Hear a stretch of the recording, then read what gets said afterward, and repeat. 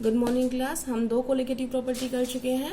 अब हम करेंगे third colligative property, that is depression in freezing point. Depression in freezing point. अब अगर आपको पहले ये समझना है डिप्रेशन इन फ्रीजिंग पॉइंट, तो आपको ये पता होना चाहिए कि फ्रीजिंग पॉइंट किसे कहते हैं। ठीक है, तो सबसे पहले हम फ्रीजिंग पॉइंट को एक्सप्लेन करेंगे। तो freezing point is that temperature at which any liquid freezes। ये तो होता है जो लोकल बोलते हैं हम, लेकिन एक्चुअल में क्या होता है वहां पर, temperature at which a solid and liquid, उसकी लिक्विड स्टेट, सॉलिड की स्टेट और उसी की लिक्विड स्टेट जो होती है को एग्जिस्ट करती हैं। को एग्जिस्ट का मतलब सॉलिड भी होता है उस टाइम पे और लिक्विड भी होता है। फॉर एग्जाम्पल अभी हम कर लेते हैं, फिर से ग्राफ बनाते हैं। वैसा ही हमने यहाँ पे टेम्परेचर और उस साइड जो लिया था हमने प्रेशर, वही लेंगे हम। तो हमने ये प्रेशर लिया है। और अब हमने क्या पढ़ा था कल या पिछले लेक्चर में क्या पढ़ा था हमने, कि जैसे जैसे हम टेम्परेचर बढ़ाएंगे वैसे वैसे प्रेशर बढ़ता है। ये पता है आपको। तो अभी हमने ये करा था कल कि सॉल्वेंट का बनाया था और ये सॉल्यूशन का बनाया था। थोड़ा सा गलत हो गया, ये सॉल्यूशन, ये सॉल्वेंट है और ये सॉल्यूशन है। ठीक है, इतना हमने कल बनाया था जब हमने एलिवेशन पढ़ा था। और अभी मैंने क्या कहा है, temperature at which A solid and liquid state exist, को एग्जिस्ट। तो सॉल्वेंट तो ये है, ये तो लिक्विड स्टेट है। अब अगर हम इसकी सॉलिड स्टेट बनाएंगे तो सॉलिड का वेपर प्रेशर तो कम होगा ना लिक्विड स्टेट से, क्योंकि लिक्विड में तो ज्यादा वेपर प्रेशर बनेगा क्योंकि उसके अंदर बॉन्डिंग कम है। सॉलिड के अंदर बहुत स्ट्रॉन्ग बॉन्डिंग होती है, तो उनका vapour pressure as comparison to किसके, सॉल्वेंट के या लिक्विड के। एक तरीके से आप कहोगे कि कोई लिक्विड लिया, वाटर ले लिया हमने, तो वाटर का वेपर प्रेशर जो होगा वो आइस वाले से तो क्या होगा, कम होगा, धीरे धीरे बढ़ेगा टेम्परेचर बढ़ाने से। तो ये हमने लिखा कि ये जो है ये सॉलिड का है। ठीक है, तो ये सॉल्वेंट, ये सॉलिड का, घबराओ नहीं, यहाँ पे मैंने एल लिख दिया। एल का मतलब वो लिक्विड स्टेट है और ये सॉलिड स्टेट है। अब ये सॉल्यूशन जो था ये लिक्विड स्टेट है, और अब हमने इसको एक्सट्रापोलेट कर दिया। तो हमें क्या पता चला कि एक पॉइंट यहां पर आया है हमारे और एक पॉइंट यहां पर आया है। अब इन दोनों का पॉइंटों का मतलब क्या है ये समझो। जब लिक्विड पार्ट सॉल्वेंट का उसके सॉलिड पार्ट से मिलता है, इसका मतलब को एग्जिस्ट कर रहे हैं इस पॉइंट पे। यहाँ पे सॉलिड भी है सॉल्वेंट और लिक्विड भी है। तो यहाँ पे क्या आ जाएगा ये बेटा, ये आ जाएगा हमारे पास T1। ठीक है ना, T1 किसके लिए बोला था मैंने, लेट लिख देती हूं। T1 जो है हमारा फ्रीजिंग पॉइंट ऑफ सोलवेंट है। ठीक है ना यहाँ पर।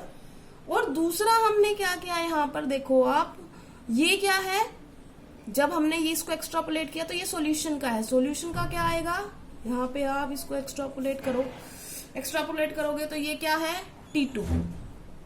ठीक है ना, तो T2 क्या है हमारा, किसका है, देखो सॉल्यूशन का। तो इसका मतलब T2 है फ्रीजिंग पॉइंट ऑफ सॉल्यूशन। इतनी बात समझ में आ गई। अब क्या करेंगे हम, डिप्रेशन इन फ्रीजिंग पॉइंट निकालेंगे। देखो नाम से ही पता चल रहा है, डिप्रेशन इन फ्रीजिंग पॉइंट। इसका मतलब क्या हुआ कि अब की बार डिक्रीज हो रहा है फ्रीजिंग पॉइंट में। अब देखो कैसे डिक्रीज हुआ, सॉल्वेंट में टेम्परेचर है यहाँ, सॉल्यूशन के लिए है यहाँ, कौन ज्यादा है, सॉल्वेंट का। सॉल्यूशन बनने के बाद उसका फ्रीजिंग पॉइंट घट गया, डिक्रीज, डिप्रेशन। अब समझ में आ गया कि जब सॉल्वेंट था तब फ्रीजिंग पॉइंट ज्यादा होता है, और जब वो सॉल्यूशन बनता है तो डिप्रेशन हो जाता है। इसका मतलब वो घट जाता है। ठीक है, तो किसी वाटर के अंदर अगर हम कुछ डाल रहे हैं तो उसकी वजह से उसका फ्रीजिंग पॉइंट कम हो जाता है। ठीक है, तो ये हो गया आपका डिप्रेशन इन फ्रीजिंग पॉइंट। तो इसको हम किससे डिनोट करते हैं, डेल्टा टी एफ से। और ये किसके बराबर होगा, अगर हम माइनस करेंगे तो कौन ज्यादा है, T1 माइनस T2। ठीक है, तो ये आ गया हमारा T1 माइनस T2। अब ये हमने ले लिया। अब इसके बाद हमने फिर से एक्सपेरिमेंटली फाइंड आउट किया, जैसे पहले किया था। एक्सपेरिमेंटली फाइंड आउट करने से हमें क्या मिलता है, डेल्टा टी एफ, जो डायरेक्टली प्रोपोर्शनल होता है किसके, मोलेलिटी के। और जब ये प्रोपोर्शनल का साइन हटेगा तो जैसे उसमें हटा था तो क्या आया था, के बी, यहाँ पे क्या आ रहा है, के एफ। तो ये आ गया हमारा मेन रिलेशनशिप, ये है बहुत बहुत इंपॉर्टेंट रिलेशनशिप है, आपको याद रखना है। ये हमारी इक्वेशन 1 मान ली हमने। इसके अंदर जो जो आया है उसको एक बार बता देते हैं। ये तो हमने पहले ही बता चुके, ये क्या है, डिप्रेशन इन फ्रीजिंग पॉइंट, ये हम नहीं बताए हैं।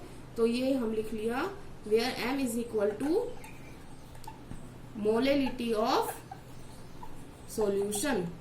और kf क्या होता है, kf होता है मोलल डिप्रेशन कांस्टेंट। इसका बेटा दूसरा नाम भी है क्रायोस्कोपिक कांस्टेंट। इतनी बात समझ में आ गई। तो अब हमने ये पता लगा लिया कि ये KF क्या है। अब KF की अगर मैं डेफिनेशन पूछूं पिछली तरह की, तो आप क्या करोगे, KF is equal to the depression in freezing point if molality of the solution is unity. ठीक है ना, सिंपल। आप ऐसे किसी की भी डेफिनेशन बना सकते हो। इतना हमने बना लिया। और जैसे हमने पिछली बार m की वैल्यू लिखी थी, m क्या होता है, मोलेलिटी का फॉर्मूला क्या था, number of moles of solute. तो ये हमारा number of moles of solute था, ये हमारा सॉल्वेंट था, ग्राम में ज्यादातर होता है इसलिए हमने 1000 किया था। इसको इक्वेशन 2 को पुट कर दो, इसमें put value of m in equation 1 में पुट करने के बाद हमें क्या मिला, डेल्टा टी एफ, और सॉरी आपको दिखाई नहीं दे रहा था, delta t f is equal to k f की ये बात, ये एफ तो एज इट इज हो गया। मोलेलिटी की वैल्यू हम यहां से लिख लेंगे, मोलेलिटी क्या हो जाएगा, WB, मतलब मास ऑफ सोल्यूट जो गिवन होगा, बटे में मोलर मास ऑफ सोल्यूट। ये मिलके क्या बना रहे हैं, number of moles of solute dissolved पर किलोग्राम ऑफ सॉल्वेंट होता है। तो ये मास ऑफ सॉल्वेंट इनटू में 1000। तो बेटा आपको ये तो याद रखने की जरूरत ही नहीं है, क्योंकि ये तो सिंपल मोलेलिटी का फॉर्मूला है। तो मेन एक्सप्रेशन ये है, इसी पे आपको फोकस करना है, ये आपको ध्यान होना चाहिए। तो हमने सारी चीजें एक्सप्लेन कर दी हैं। अगर कुछ रहा है तो वो लिख लेते हैं। जैसे कुछ क्या रहा है इसमें, WB क्या है, given mass of solute. WA क्या है, गिवन मास ऑफ सोलवेंट। और MB क्या है, मोलर मास ऑफ सोल्यूट। तो हमारे पास जितनी चीजें आई थी हमने सब लिख ली हैं। आई थिंक आपको समझ में आ गया होगा। नहीं समझ में आया तो आप मुझे बता सकते हो। हमारी थर्ड कोलिगेटिव प्रॉपर्टी भी बेटा कंप्लीट हो गई है। आज के लिए इतना ही। Thank you class.